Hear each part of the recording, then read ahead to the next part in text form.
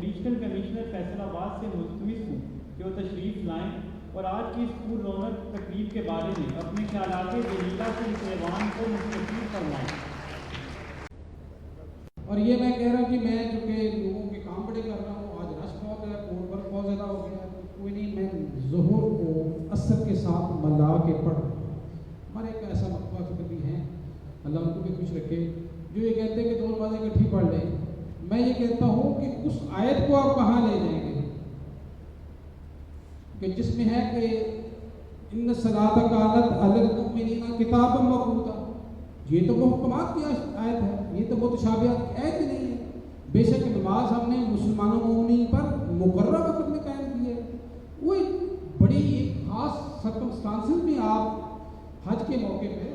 زور اور عصر اور مغرب اور عشاء کو اکٹھے پڑھ سکتے ہیں، وہ ایک حدیث موجود ہے، لیکن اس کو اس انداز میں کہنا کہ اس کا مطلب کہ ہم اللہ تعالیٰ کی عبادت کو اگنور کر کے کہیں اور جا رہے ہیں، یہ کیا ہو؟ سب سے پہلے جس مقصد کے لیے انسان کو تخلیق کیا گیا وہ عبادت ہے، وما خلقت الجن والانس الا لیعبدون، اس کو ہم کہاں لے لیں گے؟ اور پھر